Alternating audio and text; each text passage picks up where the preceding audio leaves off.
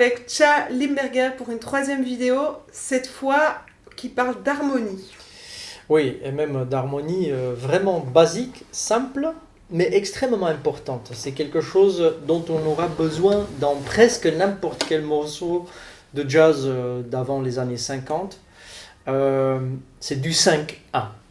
5-1, dominant, tonique. Ah, même pas le 2-5-1. Non, 5-1. 5-1.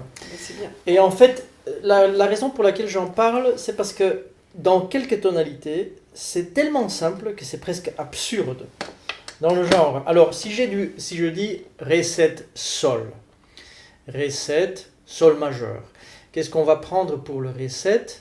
Qu'est-ce qui suggère le plus l'accord Ré7 ? Je vais prendre la septième de Ré, qui est Do, et la tierce de Ré, qui est Fa dièse. Je vais jouer ça comme ça, avec les doigts qui se touchent d'ailleurs, c'est bien important. Si elles ne se touchent pas, ça ne sera pas bien accordé. Alors, et pour revenir à Sol majeur, la tonique, je dois faire un seul mouvement, je dois bouger les doigts, je dois juste changer de corde. Et j'ai Sol. Ré, Sol, 5, 1, 5, 1. Chantez-le bien pendant que vous êtes en train de le faire. 5, 1, 5, 1, 5, 1. Donc 5 1 en Sol, 5 1 en Fa. La même chose, juste avec d'autres doigts. 5 1, 5 1 en Mi, même chose. 5 1, juste un peu plus bas. 5 1 en Mi bémol, encore plus facile. Je n'ai qu'un doigt, je le mets sur la corde Sol et je mets sur la corde Ré.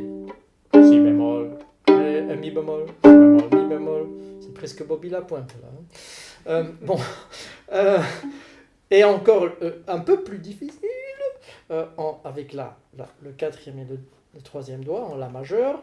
5, 1, 5, 1. En La bémol, 5, 1.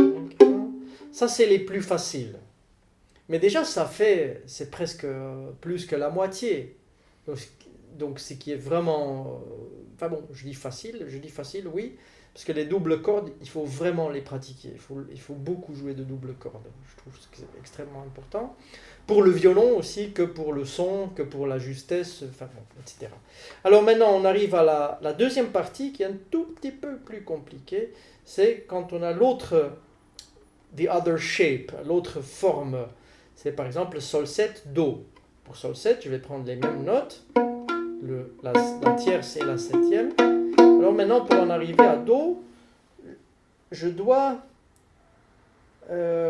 déplacer ce doigt-là. Je dois le mettre sur Do. Donc ça, c'est un peu moins habituel. Ou on peut aussi faire que je déplace pour le Sol 7 le premier doigt et que je dois replacer normalement. Et puis pour... donc Sol 7, Do, Sol 7, Do, ou Sol 7, Do. Ça dépend d'où on vient. Par exemple, alors je fais ça. Alors, même chose pour Ré. Ou 5, 1, 5, 1. Prenez bien le temps, parce que là c'était bien faux. Toujours vérifier avec des cordes à vide. Le Sol. Le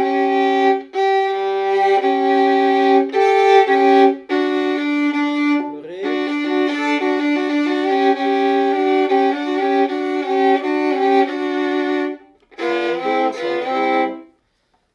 Et puis il y a encore le Fa, Si, B, Fa, Si, B, Fa, Si, B. Si, Fa dièse, Si. Là j'ai que fait toujours des 5-1 vers un accord majeur, vers l'accord mineur, c'est la même chose mais juste avec une tierce mineure après évidemment. Mais je trouve ça, je pense que si on peut arriver à pratiquer ça pendant quelques mois tranquillement, pas pendant des heures, hein, s'il vous plaît, non, juste 5 minutes, 10 minutes par jour, mais juste pour avoir au moins dans le genre Sol, Fa, Do et Ré, bien dans les doigts, sans qu'on doive réfléchir 5 ans en Ré, c'est quoi 5 ans en Sol, c'est quoi 5 ans en Fa. Alors, tout va être tellement beaucoup plus difficile après pour accompagner presque n'importe quel morceau, parce que ça, on a besoin de en tout moment. Donc, genre, What is this thing called love, par exemple? Si on évite tous les 2-5, tous les 2-5, c'est toujours du 5-1.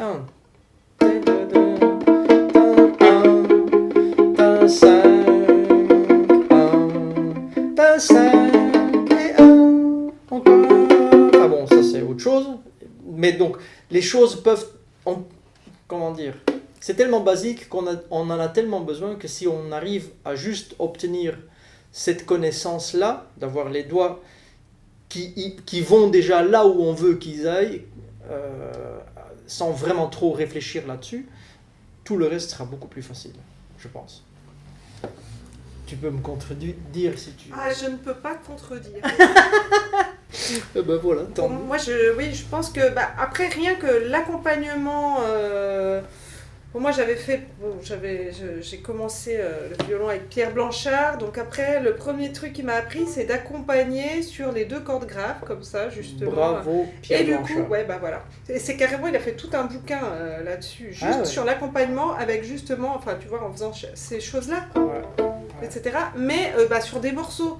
Mais finalement, juste dominante tonique, c'est encore, c'est vraiment l'essentiel. Une fois que tu as ça, après, une fois que tu as compris ça, tu peux faire tout le reste, quoi. Le reste va venir plus facilement, en tout cas.